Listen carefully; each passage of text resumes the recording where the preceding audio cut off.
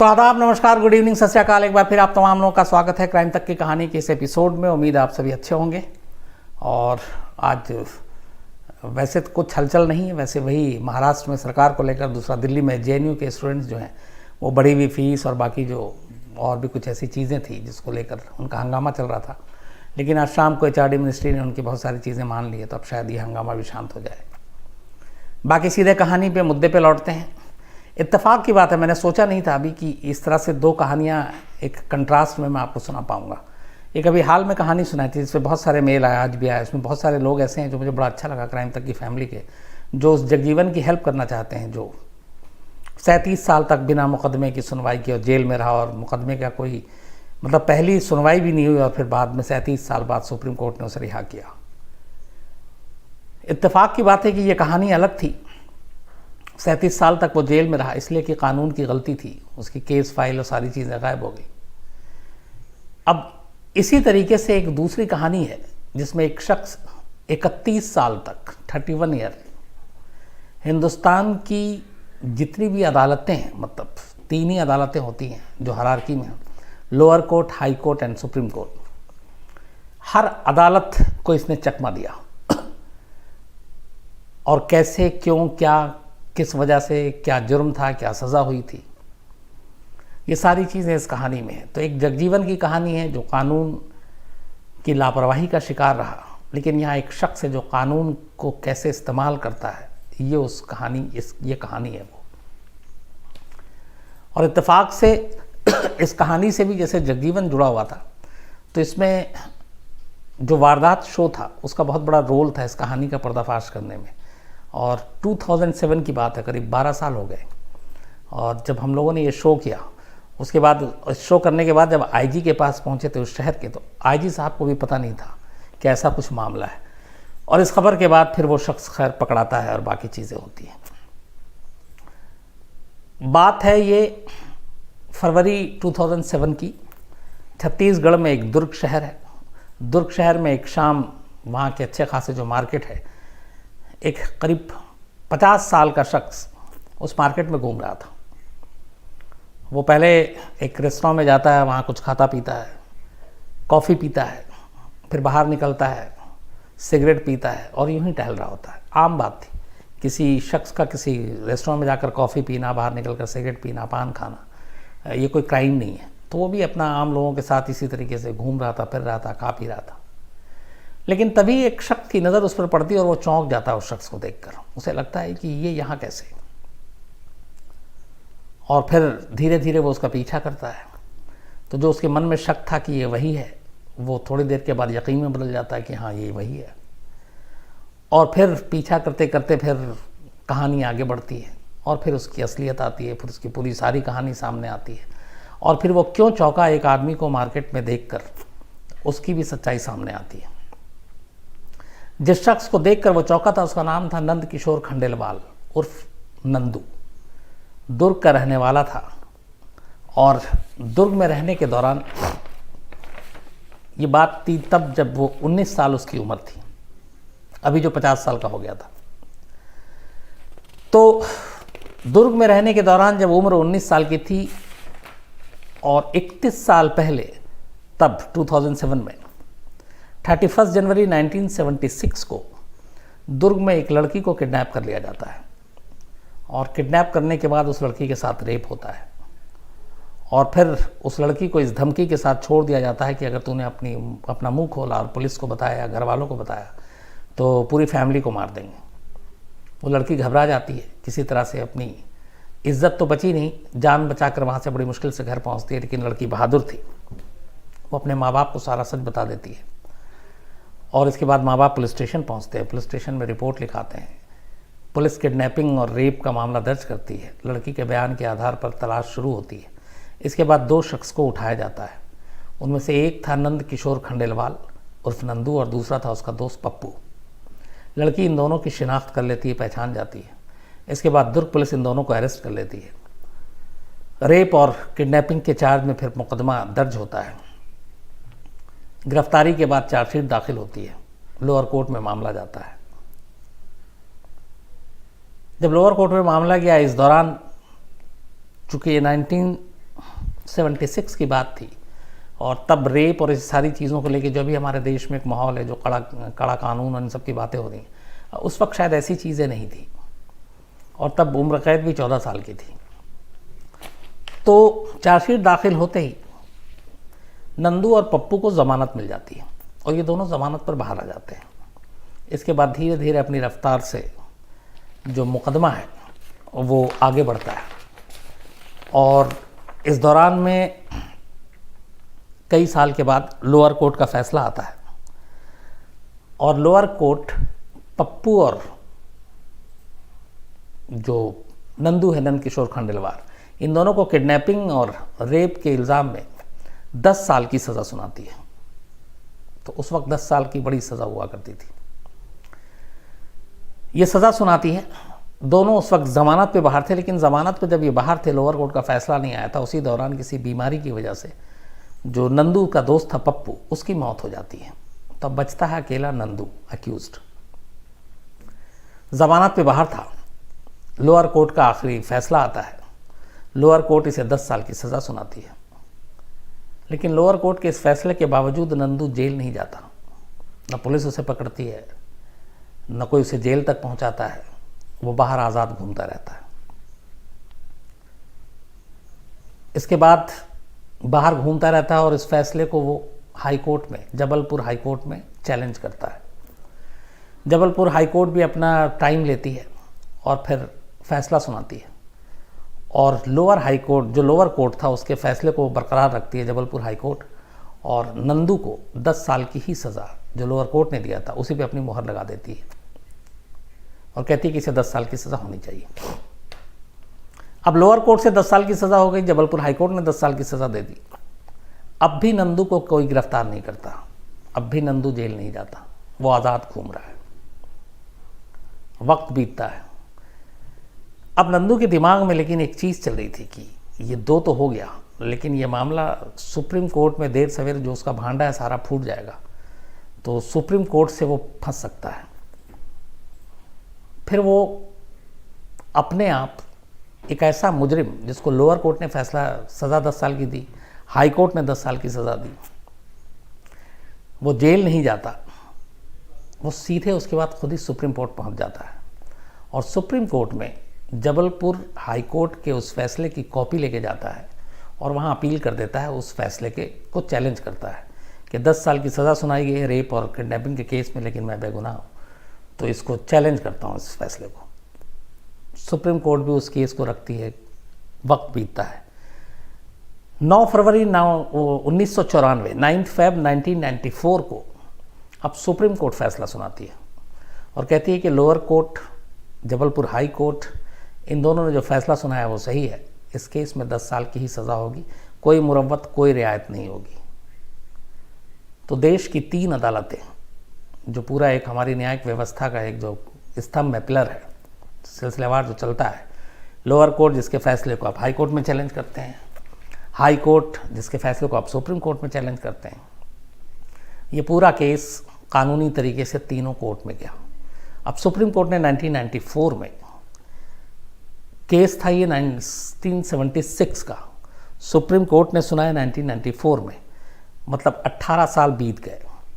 Supreme court ने भी कहा कि 10 साल की सज़ा होगी, लेकिन सुप्रीम कोर्ट, देश की सबसे बड़ी अदालत के फैसले के बावजूद नंदू को फिर कोई जेल नहीं ले जाता, नंदू फिर जेल नहीं जाता, आज़ाद घूमता रहता।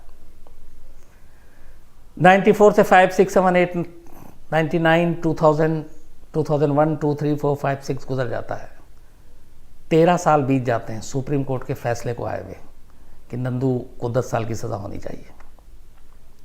2007 आ जाता है, फरवरी का महीना, और जब ये इंसिडेंट हुआ था 1976 में, तो 26 और 7 करीब 24 और 7 31 साल बीत जाते हैं।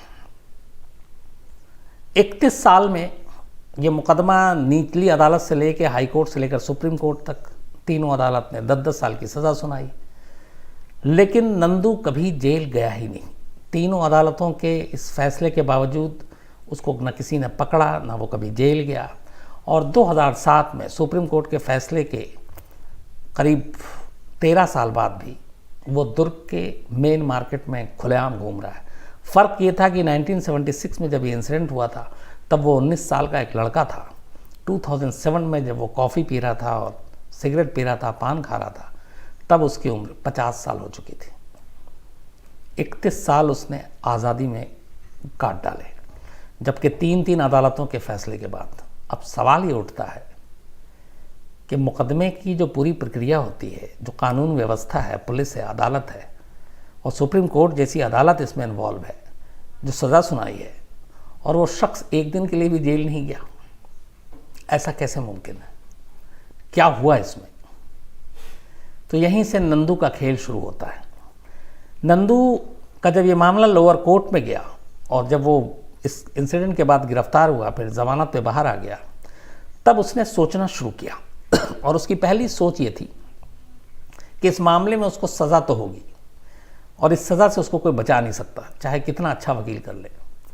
दूसरी सोच उसकी ये थी कि जो उसका साथी था इसमें, पप्पू, जो उसका दोस्त था, वो मर गया, तो अब ये सज़ा उसे अकेले काटनी पड़ेगी। तो उसने ना वकीलों के बारे में सोचा, ना कि अच्छा वकील हो, या उसने कोई और तिकड़म आजमाने की सोची। उसने सोचा कि फ़ैसला आने दो, लोग फैसले से पहले सारी चीज़ें करते हैं, मैं फ़ैसले पे डाका डालूंगा। और इसके बाद वो ज़मानत पे जब बाहर आया तो उसने अपना पूरा ध्यान जो है इस तरीके के सोचने में लगा दिया कि कैसे अदालत को, अदालती फ़ैसले को चुराया जा सकता है, कैसे उनको बेवकूफ़ बनाया जा सकता है और कैसे उन फैसलों से बचा जा सकता है। इधर उधर भटकना शुरू किया, अदालतों के इसने चक्कर लगाने शुरू किए और शुरुआत होती है लोअर कोर्ट दुर्ग से। वहाँ जाने के बाद धीरे धीरे एक एक कर से ये दोस्ती करता, बहुत लंबा इसने सब्र किया, दिन भर जाकर वहाँ घूमता, बेवजह लोगों से मिलता, अदालती मुलाजिम से मिलता, बाबू से मिलता, जो अदालत की कामकाज देखते हैं अंदर में, जज साहब के और इन सब के, उनके जो बाकी स्टाफ होते हैं उनसे मिलता, बट अपनी असलियत नहीं बताता कि कौन है। धीरे धीरे मिलके उसने एक दोस्ती बनाई। उसके बाद उसे ये पता चला कि एक अदालत में हम सब जानते हैं कि बहस होती है, उसके बाद अदालत अपना फ़ैसला सुनाती है, लेकिन उस फैसले का क्या होता है, ये उसने सारी चीज़ें सीख ली। जब लोअर कोर्ट का फ़ैसला आया तो उस फैसले की कॉपी सीधी जो आईओ और जो थाने में ये मामला था वहाँ जाना था, और वहाँ से चूँकि ये बेल पे था तो जैसे ही जिस दिन फैसला आया 10 साल की, उसी दिन कायदे से इसको गिरफ्तार करके इसकी ज़मानत खारिज उसी दिन मानी जाती और इसको जेल भेज देते, क्योंकि 5 साल से ज़्यादा अगर सज़ा होती किसी मामले में तो उसमें फिर आपकी बेल खारिज हो जाती है उसी वक्त, नंबर 1। नंबर 2, फिर आपको बेल लेने के लिए ऊपरी अदालत में जाना पड़ता है। तो यहाँ तो 10 साल थी। तो इसने इंतज़ार किया फैसले का, और उसके बाद इसने सारा चेन पकड़ लिया था कि ये फ़ैसला कहाँ टाइप होगा, ये फ़ैसला किसके हाथ में जाएगा, कौन अर्दली मुंशी, कौन बाबू होगा जो इसकी कॉपी पुलिस तक पहुँचाएगा। ये उसने पूरा चेन एक एक कर जो इसने लगाए कई साल, ये इसीलिए लगाए थे। जब इसके फैसले की कॉपी आई, पहले से इसकी सेटिंग थी, इसने अदालती सीलबंद उस फैसले को कोर्ट के मिली भगत से जो स्टाफ थे वो हथिया लिया। वो फैसले की कॉपी कभी पुलिस के पास पहुंची ही नहीं। तो जब पहुंची ही नहीं तो पुलिस को पता भी नहीं कि कौन सी सज़ा, कैसी सज़ा, क्या सज़ा। ये यहाँ पहला फेज़ था। अब उसके बाद लोअर कोर्ट के फैसले को ये चुपचाप से इसने चुरा लिया, रख लिया। किसी को पता ही नहीं कि कब फैसला आया, क्या फ़ैसला आया, किसको जेल भेजना है। लेकिन इसे ही था कि देर सवेर उसका भांडा फूट जाएगा, क्योंकि रिकॉर्ड अभी पुलिस स्टेशन में भी है। इसके बाद उसने अब पुलिस स्टेशन में धीरे धीरे स्टाफ बदल चुका, वक्त हो गया। अब इसने पुलिस स्टेशन में जाकर दोस्ती करनी शुरू की। पुलिस स्टेशन में भी लोगों से मिलना जुलना, उनके काम करने का तरीका, कौन क्या करता है, कौन सी फाइल कहाँ होती, कौन रिसीव करता है डाक, कौन नहीं रिसीव करता है, उसने एक एकदम पेशेवर अंदाज में ये सारी चीज़ें एक जासूसी की। और उसके बाद उस पुलिस स्टेशन से अपने केस की पूरी फाइल गायब करवा दी। अब पुलिस स्टेशन में जो रेप का इंसिडेंट था, जो 31 जनवरी 1976 को हुआ था दुर्ग में एक लड़की के साथ, उस केस की जो पूरी फाइल थी वो उस पुलिस स्टेशन से गायब। फाइल मतलब केस मतलब जिस शख्स के खिलाफ हुआ वो, तो उसकी पूरी पहचान, उसकी पूरी सच्चाई उसने ख़त्म कर दी। अब वहाँ से केस की फाइल गायब, अदालत से फैसले की कॉपी गायब। अब ये निश्चिंत रहा।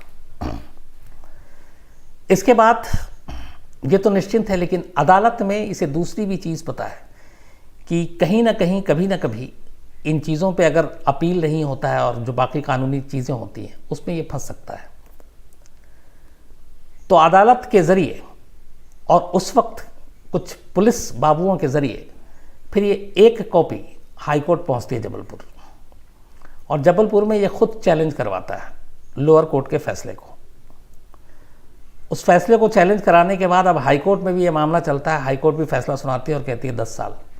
लेकिन हाईकोर्ट के फैसले की कॉपी सेम उसी तरीके से जैसे लोअर कोर्ट के फैसले की कॉपी थाने या पुलिस तक पहुंचनी चाहिए थी, वो पहुंचती नहीं है, वो वहीं से उड़ा लेता है। इस दौरान में ये 2 कोर्ट के उसने फैसले की कॉपी उड़ा ली, पुलिस स्टेशन से सारे रिकॉर्ड इसने ख़त्म कर दिए। अब ये बेफिक्र था, लेकिन इसे लगा कि कभी ना कभी हो सकता है सुप्रीम कोर्ट की वजह से वो फंस जाए। फिर ये मिली भगत करता है कोर्ट के और उन लोगों के स्टाफ और बाकी के ज़रिए, और फिर ये सुप्रीम कोर्ट में खुद ही अपील करवा देता है इस 10 साल के फैसले को जो हाई कोर्ट ने बरकरार रखा था। सुप्रीम कोर्ट में ये मामला जाता है, सुप्रीम कोर्ट का फैसला आता है। सुप्रीम कोर्ट का वो फैसला चूंकि उसने हाई कोर्ट को चैलेंज किया था, वो कॉपी हाई कोर्ट जबलपुर पहुंचती है। जबलपुर हाई कोर्ट में भी इसने सेटिंग कर रखी थी। जबलपुर हाई कोर्ट और सुप्रीम कोर्ट से ये कब फैसला पहुंचेगा, क्या होगा, इसके ऊपर पूरी नज़र थी। जबलपुर हाई कोर्ट से सुप्रीम कोर्ट के उस फैसले की कॉपी को भी ये गायब करवा देता है जिसमें इसको 10 साल की सज़ा थी। तो अब 3 कोर्ट का फैसला आ गया, तीनों कोर्ट ने 10 साल की सज़ा बरकरार रखी, लेकिन फैसले की कॉपी कभी भी उस संबंधित शख्स तक पहुंचा ही नहीं जो आगे क्या इस पर कार्रवाई करता, पालन कराता, मतलब नंदू को उठाकर जेल भेजने का काम करता। 10 साल की सज़ा थी। कायदे से देखें तो 1979 में हाई कोर्ट ने यह फैसला दिया था। अगर उस वक्त भी ये कर लेता तो शायद 1989 में ये बाहर ही आ जाता, कम भी सज़ा हो सकती थी। 94 में अगर सुप्रीम कोर्ट ने जो फैसला दिया था तब भी देखते तो ये 2004 में बाहर आ जाता, लेकिन 2007 तक 1976 से लेकर 31 ईयर 31 साल ये 3 अदालतों के इस फैसले के बावजूद, इस सज़ा के बावजूद एक दिन के लिए भी जेल नहीं गया, बल्कि हर फैसले को सीधे इसने चुरा लिया। 2007 में इत्तेफाक से एक शख्स, और वो शख्स वो था जिसने इसको देखा था, वो जिस लड़की का रेप हुआ था उस लड़की का जानकार था, और चूँकि केस से जुड़ा हुआ मामला था तो कई बार उसने देखा, तो उसे बड़ी हैरानगी हुई थी, बट उसे इन सारी चीज़ों का पता नहीं था। फिर जब उसने पता करना शुरू किया तो फिर वो धीरे धीरे चीज़ें सामने आई। उसके बाद उसने हमारे वहाँ सुनील नामदेव, एक तब छत्तीसगढ़ में हमारे ब्यूरो चीफ हुआ करते थे, उन तक ये स्टोरी पहुंची। फिर उन्होंने हम लोगों को बताया, फिर इसको हम लोगों ने अपने शो वारदात में किया। और इसी सिलसिले में इंटरव्यू लेने के लिए जब उस वक्त के जो आईजी थे, मैंने उनका कहीं का नाम भी नोट किया, YKS ठाकुर, ये आईजी रायपुर रेंज थे उस वक्त। और जब उनको बताया गया कि एक ऐसा नंद किशोर खंडेलवाल है उर्फ नंदू है, एक रेप का केस था, 10 साल की सज़ा हुई लोअर कोर्ट से, फिर हाई कोर्ट से, फिर सुप्रीम कोर्ट से, लेकिन ये एक दिन के लिए भी कभी जेल ही नहीं गया क्योंकि इसने हर फैसले की कॉपी को चुरा लिया। तो उन्हें भी मालूम नहीं था कि यह है क्या, क्योंकि नंद किशोर खंडेलवाल का केस ही नहीं उनको मालूम था, उनके नॉलेज में ही नहीं था। जब ये बताया तब उन्होंने कहा कि जांच करते, और फिर उन्होंने जांच की और उसके बाद उसे पकड़ा। फिर पकड़ने के बाद जब उससे पूछा गया, पूछताछ हुई, तो फिर उसने सारी कड़ियाँ बताई। फिर उसमें कुछ अदालत के कर्मचारी और बाकी लोग भी पकड़े गए। उसके बाद फिर इस पर मुकदमा शुरू हुआ, लेकिन कुछ साल के बाद इसके अच्छे चाल चलन की वजह से, और चूँकि उम्र भी हो गई थी, 19 साल में उसने जुर्म किया था, 50 साल, जब 51वें साल या 50 साल की उम्र में पकड़ा गया, उसके बाद ये करीब 4-5 साल ही जेल में और रहा। फिर इसको माफ़ी दे दी गई, सज़ा कम हो गई और ये बाहर आ गया। तो ये हिंदुस्तान का इकलौता ऐसा शख्स होगा जिसने 10 साल की सज़ा पाने के बावजूद, एक नहीं, 2 नहीं, और छोटी नहीं, बड़ी नहीं, जो पूरे सिलसिलेवार हमारी सिस्टम है जुडिशल की, उसने हर अदालत को चूना लगाया और देश की सबसे बड़ी अदालत के फैसले को भी उड़ा कर ले गया, और अपनी गिरफ्तारी को, अपने जेल जाने को 31 साल तक बचा कर रखा। 31 साल इसने अपनी वैसी नॉर्मल ज़िंदगी जी जैसे जीता है। लेकिन इसका ध्यान हमेशा ये रहता था कि कोई ऐसी कमी न रहे। और शायद अगर वो उस दिन उसे लगा कि 31 साल बीत गए हैं तो अब कोई पहचानेगा भी नहीं, कोई पकड़ेगा भी नहीं, क्योंकि 19 साल का लड़का और 50 साल का उस वक्त उसकी उम्र हो गई थी, तो उसे थोड़ी सी ये गलतफहमी हो गई थी। अगर शायद वो ये ना करता तो न मैं आज आपको ये कहानी सुना रहा होता, न उसके बारे में ये सच पता होता। लेकिन एक शख्स ने पहचान लिया और तब जाकर ये घेर खुला और फिर लगा कि शायद हिंदुस्तान की किसी अदालत और इंसाफ के ख़िलाफ़ इससे बड़ी साजिश किसी ने नहीं की होगी। तो ये थी कहानी, कहाँ एक जगजीवन की कहानी जो 37 साल तक कानून का मारा, और कहाँ नंदू की कहानी जिसने 31 साल तक कानून को मारा। तो ये दोनों अलग अलग कंट्रास्ट कहानी थी।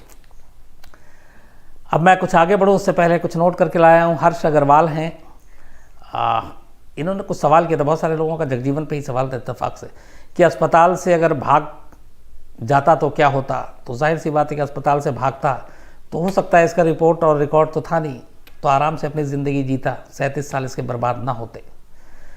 नीरज कश्यप हैं, ये नीरज बवाना की कहानी सुनना चाहते हैं, गैंगस्टर। इसके अलावा ऋषभ सिंह हैं आरा से। बीरपाल सिंह कपूर हैं, ये करतारपुर की कहानी सुनना चाहते हैं, अभी करतारपुर कॉरिडोर खुला है। चलिए मेरे लिए भी नई चीज़ होगी, आपको बताता हूँ डिटेल में।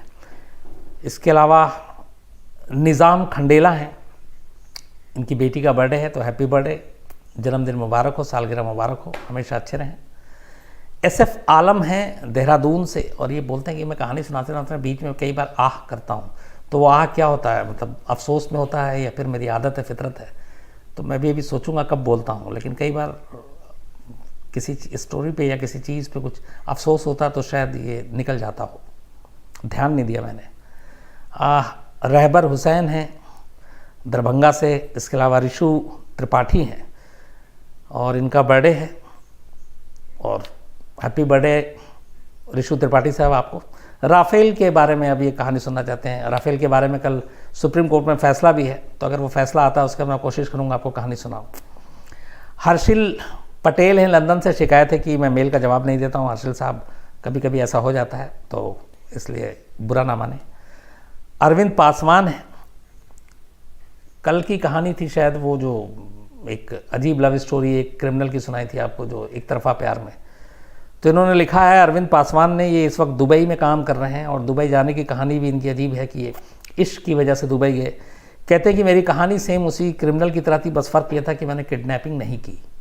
अच्छा किया आपने, इनका कहना है। लेकिन उस हम दोनों के परिवार में काफ़ी फ़र्क था, बट मैं उससे इश्क करता था, तो मैं अच्छा कमाने के लिए कि उसको खुश रखूँगा, फिर मैं दुबई गया नौकरी करने पर। इस बीच में लड़की की शादी कहीं और हो गई और अब मैं ऐसे ही रह गया। तो अरविंद साहब, ऐसा कुछ नहीं है, ज़िंदगी में सब कुछ लिखा होता है। कभी किसी को मुकम्मल जहाँ नहीं मिलती, तो ये हो सकता है उससे बेहतर आपको लड़की मिले जिससे आपकी शादी हो।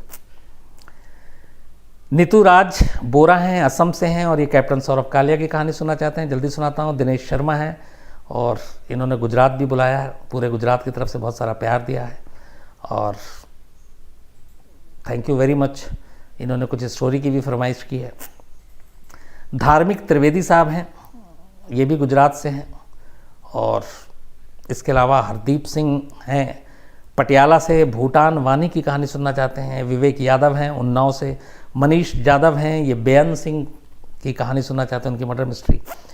मीता भट्टाचार्य जी हैं, ये और इनके पति दोनों क्राइम तक की फैमिली के मेंबर हैं और बहुत पाबंदी से कहानी सुनते हैं। बहुत बहुत शुक्रिया आपका मीता जी, आप दोनों को मेरा प्रणाम। और इनका कहना है कि ये मालचा महल जो मुग़लों के वंशज की आखिरी ठिकाना था जहाँ वो रहे थे, तो मालचा महल की कहानी सुनना चाहते हैं। मीता जी, मैं जल्दी आपको सुनाता हूँ, थोड़ी मेहनत करता हूँ इस पर। तपन दास हैं, ये शेख मुजीबुर रहमान की कहानी सुनना चाहते हैं। आशुतोष सराफ हैं कोलकाता से, इन्होंने एक ऑडियो भेजा, भी मैं आ रहा था थोड़ा सा सुना था, बाकी सुनता हूँ आशुतोष जी, फिर बताता हूँ। गगनदीप सिंह हैं और ये 26 दिसंबर 2004 की स्टोरी सुनना चाहते हैं। मालूम नहीं उस दिन क्या था, लेकिन मैं पता करता हूँ। वीर दमन सिंह हैं, ये शिमला की स्टोरी सुनना चाहते हैं।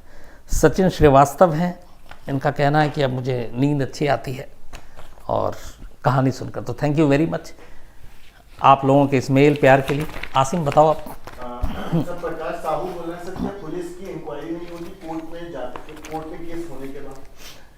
प्रकाश जी, सब कुछ होती है, हर एक का सिस्टम बना हुआ है, ऐसे आसानी से नहीं भाग सकते। लेकिन हमें दो चीज़ें इस कहानी को सुनते वक्त ध्यान में रखना होगा। एक, टाइम। आज के टाइम में थोड़ी पुलिस अलर्ट है, हर चीज़ पे ध्यान रखती है। कोर्ट में किसे जाना है, कब किस केस की सुनवाई होगी, कब कहाँ फाइल है। अब तो खैर डिजिटल भी हो गया है। 1976 में अगर हम लौटें तो, और दुर्ग जैसे इलाकों में, तो शायद इतनी एडवांस पुलिस नहीं थी, इतनी ज़्यादा मतलब एक्टिव भी नहीं होगी।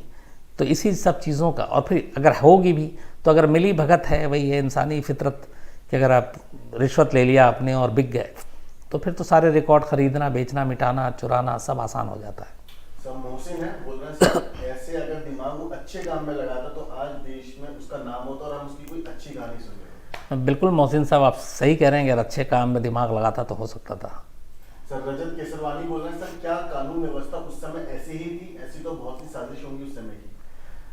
बिल्कुल केसरवानी साहब, हो सकता, क्योंकि इस कहानी से तो एग्जाम्पल है, क्योंकि मानने को भी ऐसा तैयार नहीं होता कि कोई शख्स अकेला इस तरीके से स्टेज दर स्टेज सब कुछ मैनेज करे, lower court, high court, supreme court सारे की फैसले की कॉपी उड़ा ले, पुलिस स्टेशन से रिकॉर्ड्स गायब करा दे।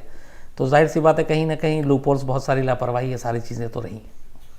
सर दीप है बोल रहे हैं सर, इस पर धोखाधड़ी फ्रॉड का केस क्यों नहीं बना? आदीप साहब उसमें बना था, उसके अलावा उसमें बाकी चीज़ें भी आई थी, जिस तरीके से ये चोरी और सारी चीज़ों का, और वो सारे मामले भी बने थे। सर हरवीर सिंह है बोल रहे हैं कि सर ये जो कहानी थी, इसके बाद अभी वो कहाँ है, अभी जिंदा है या नहीं? जो लास्ट इन्फॉर्मेशन थी, आज मैंने उसके बारे में अपडेट बहुत लेने की कोशिश की, लेटेस्ट उसकी ये था कि वो जेल से रिहा हो गया। क्योंकि वैसे भी अगर उसको 10 साल आप देखते हैं और बाकी थोड़ा 1-2 साल एक्स्ट्रा था, तो 2007 और ये 19-12 साल हो रहे हैं, तो वो जेल से उसको थोड़ी वक्त से पहले रिहाई मिल गई। और फिर वो कहीं, अब जाहिर सी बात, उम्र भी 2007 में 50 साल थी और 12 साल तो लगभग 62 ईयर्स हो गया। तो उसके बारे में भी नया उसका पता नहीं मिला।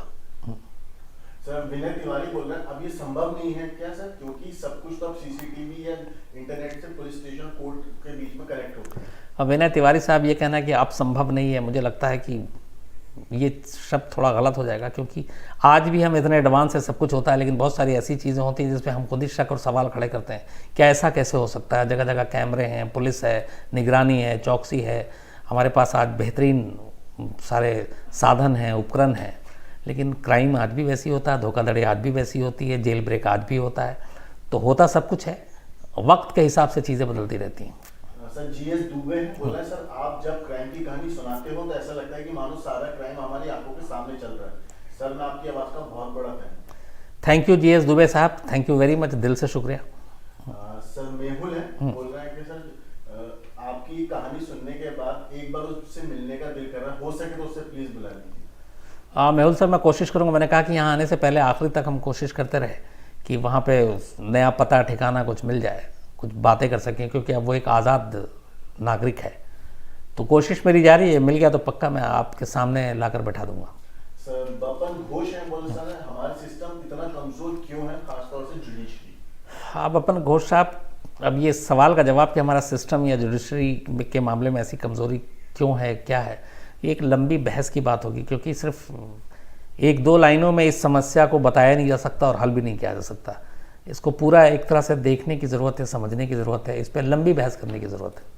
सर विकेश है बोल रहे हैं सर, आपके हिसाब से क्या अपराधी हमारे कानून का लूप होल्स का फायदा उठा के बचते हैं? विकेश साहब बिल्कुल, और हर एक शातिर क्रिमिनल जो होता है वो सबसे पहले देखता है कि कानून में कहाँ कहाँ कमज़ोरियाँ, कहाँ कहाँ लूप होल्स हैं।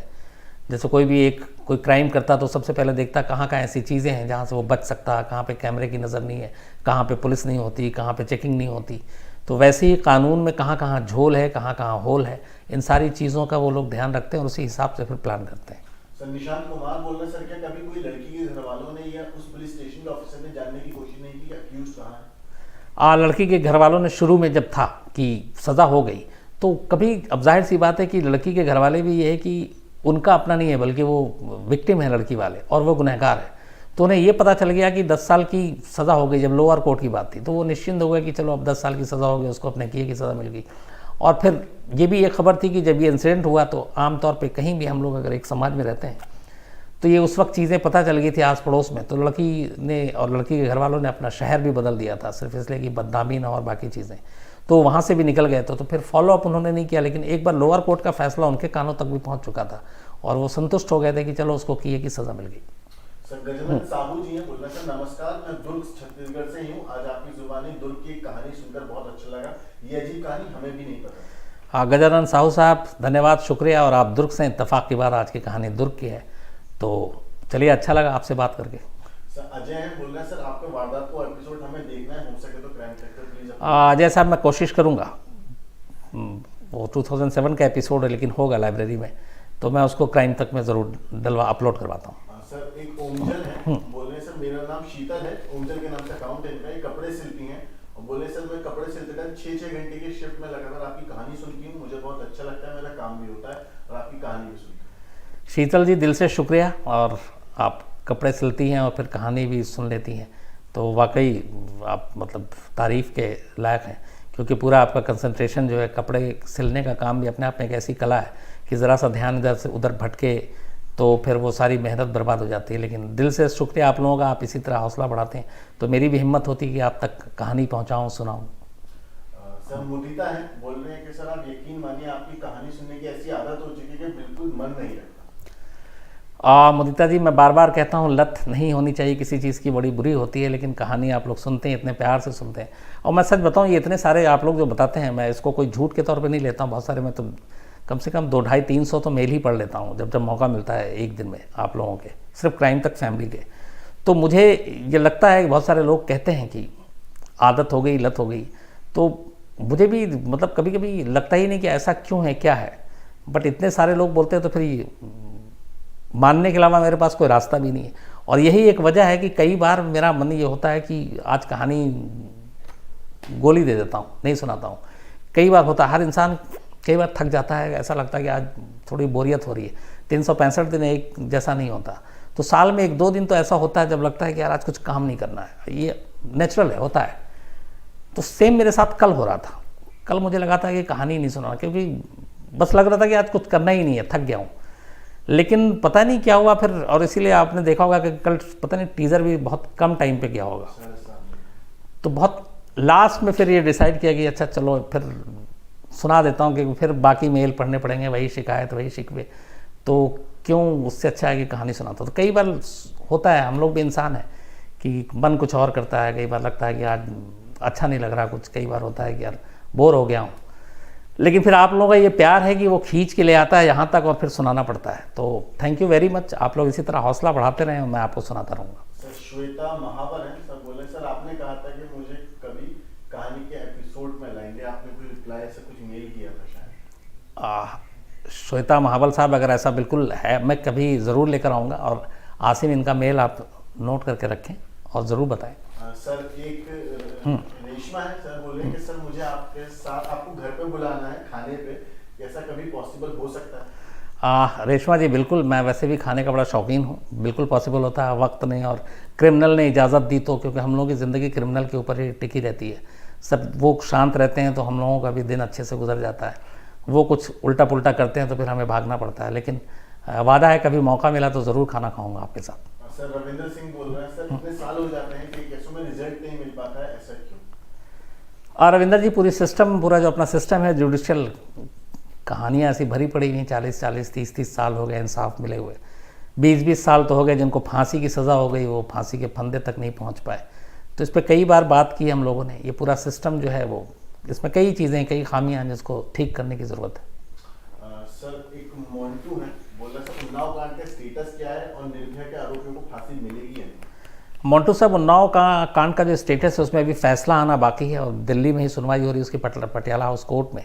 और जहाँ तक निर्भया की बात है तो उसमें सज़ा तो होगी, मतलब ऑलरेडी सज़ा फांसी तो हुई भी है।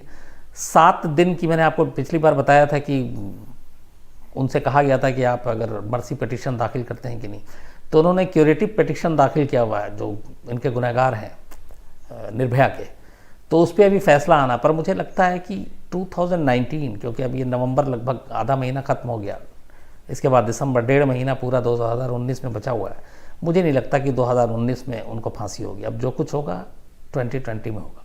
सर भावेश हैं, बोल रहे सर यासीन भटकल की कहानी कब सुनेंगे? भावेश साहब मैं यासीन भटकल की कहानी जल्दी सुनाता हूँ, पहले भी मैंने वादा किया लेकिन फिर मिस हो जाता है, लेकिन सभी की बारी आएगी धीरे धीरे। सर ये बोल रहे हैं कि आपको कभी यासीन से मिलने का मौका मिला है? हाँ नहीं, यासीन भटकल से कभी मिलने का मौका नहीं मिला, लेकिन मैं यासीन भटकल के घर गया हूँ, उसके बाकी रिश्तेदारों से मिला हूँ भटकल में।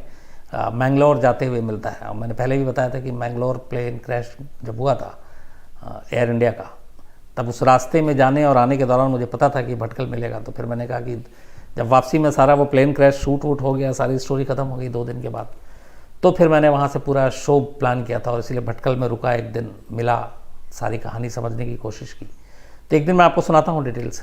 सर नॉर्थ ईस्ट की कहानी सुनने के लिए भी काफी लोग, नॉर्थ ईस्ट की कहानी भी जल्दी सुनाता हूँ आप लोगों को, धीरे धीरे सारी कहानी सुनाऊंगा, पक्का वादा है। फिलहाल आज यहीं रुकते हैं, कल मुलाकात होगी रात 9 बजे और किसी नई कहानी के साथ। तो थैंक यू वेरी मच।